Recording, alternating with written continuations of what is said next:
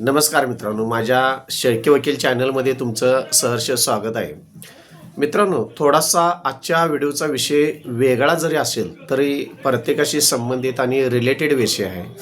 विषय आज असा मी घेतलेला आहे की मित्रांनो, आपण आपल्या जीवनामध्ये अशा काही परिस्थिती निर्माण होतात की आपण एक म्हणजे नात्यागोत्याच्या प्रेमात पडत असतो. दुसरी फार म्हणजे काही अशा चिंता आपल्या पाठीमागे लागलेल्या असते की त्याची विचार करण्याची गरज नसते. आणि तिसरं फार महत्त्वाचं गोष्ट आहे कर्ज. माणूस सहजासहजी चैनीसाठी कुणी कर्ज काढत नाही. तर हा तिसरा मुद्दा मी माझ्या आजच्या व्हिडिओमध्ये घेण्याचा प्रयत्न केलेला आहे. काय होते बघा, जो सर्वसामान्य माणूस असतो तो फार विचार करून कर्जाच्या नादी लागत असतो.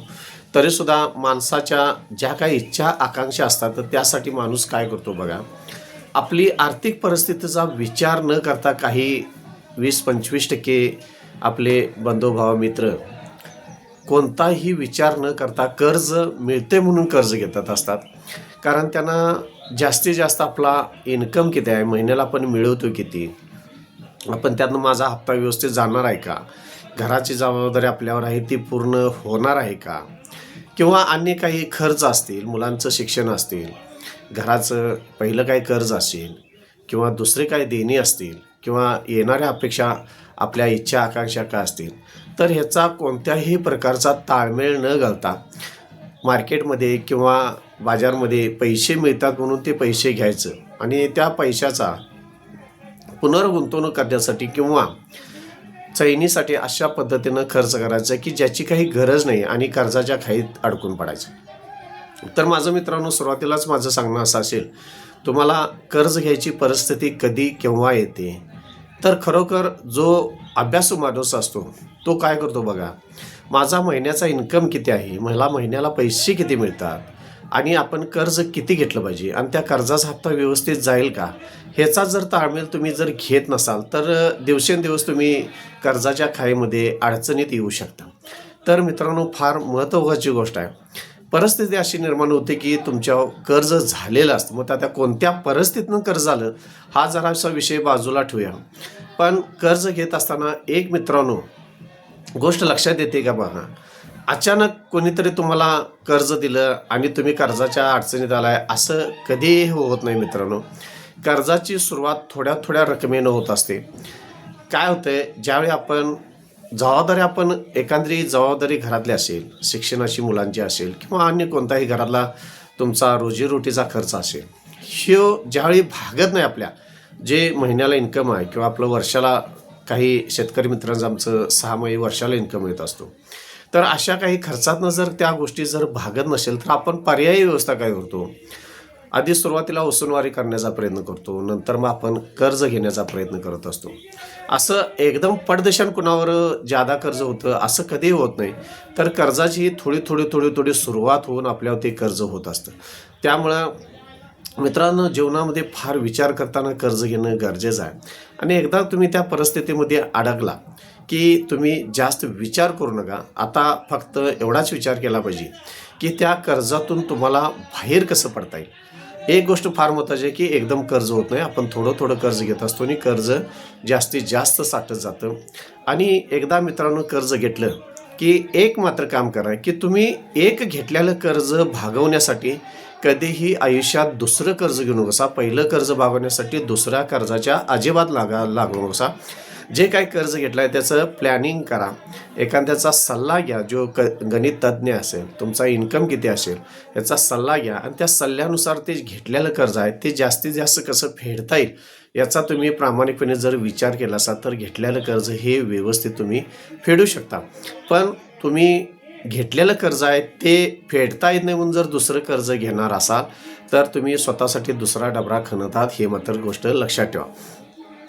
तिसरी फार महत्त्वाची गोष्ट आहे मित्रांनो, जर तुम्ही कर्ज घेतलेलं असेल, जर मानसिक टेन्शनमध्ये असाल तर अजिबात टेन्शनमध्ये राहू नका.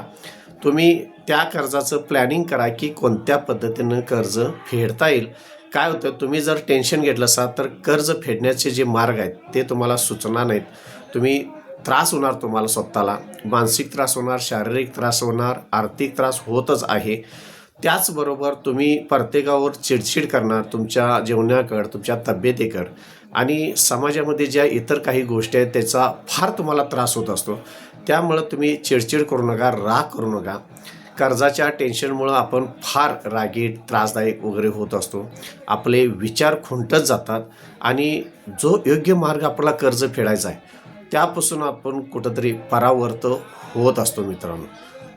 आपल्यावर जर कर्जाचा बोजा वाढत असेल तर मित्रांनो, ज्या तुम्ही घरामध्ये राहताय त्या घरातल्या कोणत्याही व्यक्तीवर चिडचिड करू नका. मग तुमची पत्नी असेल, मुलं असतील किंवा शेजार धर्म असेल, तर कर्जाच्या टेन्शनमुळं तुम्ही जर चिडचिड केलं असाल तर तुम्हाला जे काय उपाय सुचणार आहेत, पैसे मिळवण्याचे जे मार्ग आहेत ते खुंटणार आहेत. कारण तुम्हाला तिकडं लक्ष जाणार नाही, तुमचा स्वभाव चिडचिडा बनेल आणि विनाकारण तुमच्या त्याचा परिणाम तब्येतीवर पण होणार आहे. त्यासाठी एक मित्रांनो, ज्या घरात तुम्ही राहताय काही दिवसासाठी म्हणा किंवा काही वेळेसाठी म्हणा, सकाळी 10 ते 5 वगैरे अशा दरम्यानच्या काळामध्ये तुम्ही तुमचं घर सोडून अशा ठिकाणी थोडं विश्रांतीसाठी जावा किंवा एक 2-4 दिवस किंवा तुम्हाला योग्य वाटते इतके दिवस जरासं तुमची जागा बदला.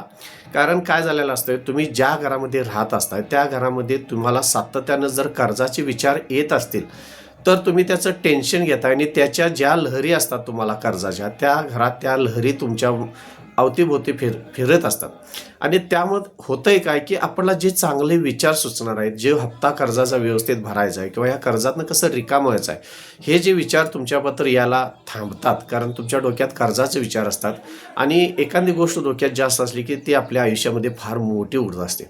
त्यामुळं मित्रांनो, ज्यावेळी तुमच्यावर कर्ज होतंय, असा त्रास होतोय, अशा अडचणी निर्माण होत्यात, त्यावेळी प्रामुख्याने एक गोष्ट तुमच्या लक्षात आली पाहिजे की ह्यातनं आपल्याला मार्ग काढायचा आहे आणि मार्ग अशा पद्धतीनं काढायचा आहे की त्यामध्ये तुमची सगळी पती पत्नी असेल किंवा तुमची मुलं असतील, शेजार धर्म असेल, हा सगळा शेजार धर्म संपूर्ण प्रेमळपणं ही नाती सगळी आपल्याला टिकवायची आहेत. आपण चिडचिड करून चालणार नाही, घरात रागराग करून चालणार नाही, घरात नेऊन राग काढून चालणार नाही. आपण स्वतः त्रास करून घेता कामा नये, स्वतः ह्यात अडकल्या गतीनं करून घेऊ नकोसा. ह्यातनं मार्ग निघू शकतो. ती कितीही कर्ज असून दे मित्रांनो, आज नाही उद्या त्याच्यावरून मार्ग निघू शकत असतो. फक्त तुम्ही टेन्शनमधनं बाहेर येणं गरजेचं आहे. फक्त एवढाच तुम्ही विचार करणं गरजेचं आहे की जे काही घेतलेलं कर्ज आहे ते कोणत्या प्रकारे मला फेडता येईल. त्यासाठी अनेक मार्ग आहेत मित्रांनो. त्यासाठी तुम्ही तुमचा जो काही इन्कम आहे, जी काही मिळकत आहे, त्या मिळकतीवर जास्तीत जास्त तुम्ही लक्ष केंद्रित करण्याचा प्रयत्न करा. काही मित्रांचं काय होतं, काही एक कर्ज भागवण्यासाठी दुसरं घेतलेलं असतं, दुसरं भागवण्यासाठी तिसरं घेतलेलं असतं, काही व्याजानं पैसे, सावकारी पैसे घेतलेले असतात आणि काय होतं, जो का तुमचा व्यवसाय चाललेला असतो त्या व्यवसायामध्ये काय होतात, प्रत्येक वेळी तुमच्या दारात कोणतरी पैसे मागायत असतं किंवा व्यवसायाच्या ठिकाणी तुमच्याकडे कोणतरी पैसे मागायत असतं आणि अशा टेन्शनला भिऊन तुम्ही काय करताय, जो तुमचा छान चाललेला व्यवसाय, तो व्यवसाय एखादी व्यक्ती तुम्हाला पैसे उद्याच्या उद्या पाहिजे म्हटले की तुम्ही काय करताय, उद्या तो तुमचा चाललेला व्यवसाय बंद करताय, कुठेतरी बाहेर जाताय, मग त्याला टाळताय. पण ह्यामुळं होते काय मित्रांनो, जी काही उद्याची तुमची कमाई आहे तुमच्या व्यवसायातून मिळणारी ती थांबते. त्यामुळं तुम्ही आणि परत अडचणीत येत आहे. तर मित्रांनो, माझंच तुम्हाला स्पष्ट मत आहे, जे काही तुमच्याकडे हप्ते मागायतील, पैसे मागायतील, त्यांना तोंडावर तुम्ही सांगा की आजचं नाही तुमचं उद्या भागवतोय आणि त्यातनं एक मार्ग काढतोय. पण तुम्ही जो काही व्यवसाय करताय त्या व्यवसायावर निश्चित प्रेम करा आणि त्याच्यापासून जास्तीत जास्त फायदा नफा कसा होईल याच्याकडे लक्ष द्या. तुम्ही जर तुमच्या व्यवसायापासून कर्ज झाले म्हणून जर बाजूला जाण्याचा प्रयत्न केला तर तुम्ही मित्रांनो अडचणीत देऊ शकता. तुम्ही अडचणीत आलं नसलं पाहिजे. कारण जो काही व्यवसाय करायचा आहे तो प्रामाणिकपणे चांगल्या पद्धतीने केला असा तर भविष्यामध्ये तुम्ही अडचणीत येऊ शकत नाही. अशा पद्धतीनं जर कर्जाचं नियोजन केलं असा किंवा जास्तीत जास्त तुम्ही पैशाचे उत्पन्न कसं जास्तीत जास्त मार्ग कसे मिळतील, जास्तीत जास्त तुम्ही कर्जाच्या कचाड्यातून आपल्याला बाहेर पडायचं असेल तर प्रायोरिटीनं तुम्ही स्वतःच्या तब्येतीकडे पहिली लक्ष दिलं पाहिजे. त्यानंतर फार महत्त्वाची गोष्ट आहे म्हणजे मित्रांनो, तुमचा इन्कम सोर्स कोणत्या ना कोणत्या प्रकारे वाढला पाहिजे आणि वेळेवर तुम्ही आधी कर्जाचा हप्ता बाजूला ठेवा, त्यानंतर घर कर्जासाठी आणि जितके काय खर्च तुम्हाला वायफळ खर्च आहेत, कमीत कमी खर्च आहेत, तेवढेच गरजेअवस्थेत खर्च आहेत तेवढेच करण्याचा प्रयत्न करा आणि जास्तीत जास्त कर्जाचे हप्ते भरून कर्जातनं जास्तीत जास्त बाजूला होण्याचा प्रयत्न करा. मित्रांनो, कर्ज झालं म्हणून टेन्शन घेऊ नका, कुठलीही चिंता करू नका. फक्त त्याच्यावर मार्ग निघत असतो. फक्त काय होतं, तुम्ही जर टेन्शन घेतलं असा, त्रास केला असा, चिडचिडपणा जर तुमचा झाला तर तुम्हाला हप्ते कसे फेडायचं ह्यापासून तुम्ही परावृत्त होऊ शकताय. तुम्ही कोणतीही गोष्ट करत असताना थोडंसं शांत राहा. शांत जर विचार केला असा तर त्याच्यावर आपण चांगल्या पद्धतीनं मार्ग काढू शकतो. अशा पद्धतीनं तुम्ही जर तुमच्या कर्जाचं नियोजन केलं असा, परफेक्ट प्लॅनिंग केलं असा, तर चांगल्या पद्धतीनं मित्रांनो तुम्ही कर्जातनं बाजू लावू शकता. त्यामुळं जीवनामध्ये जर अचानक पद्धतीनं किंवा थोडं जरी आपल्यावर कर्ज झालेलं असेल आणि कर्जाच्या अडचणी जर आपण असेल तर त्यातनं चांगल्या पद्धतीनं मार्ग काढण्याचा प्रयत्न करा. फार महत्त्वाची गोष्ट आहे शेवटसुद्धा आणि तुम्हाला सांगतो की कर्जाचं टेन्शन घेऊ नकोसा, चिडचिड करू नकोसा, रागराग करू नकोसा, घरातल्या कुटुंबावर तुम्ही राग काढू नकोसा. शांत विचार करा, कुणावरही चिडचिड करू नकोसा. तुम्ही शांत एकाच ठिकाणी बसा, त्याच्यावर काय मार्ग निघतो याचा आधी प्लॅनिंग करा आणि ह्या कर्जातनं कसं बाहेर पडता येईल ह्याचा जर तुम्ही बारकाईनं जर अभ्यास केला असा तर मित्रांनो तुम्ही तुमच्या संपूर्ण कर्जातनं एक दिवस पूर्णपणे रिकाम होताय आणि 4 पैसे साठवण्याच्या मार्गाला लागणार आहे. तुम्ही अशा पद्धतीनं तुम्ही तुमच्या आयुष्याचं कर्जाचं नियोजन करून त्यातनं एकदा रिकाम आणि परत कर्ज मित्रांनो काढू नका. माझ्या चॅनलवर नवीन असाल तर चॅनलला सबस्क्राईब करा, लाईक करा, शेअर करा. धन्यवाद.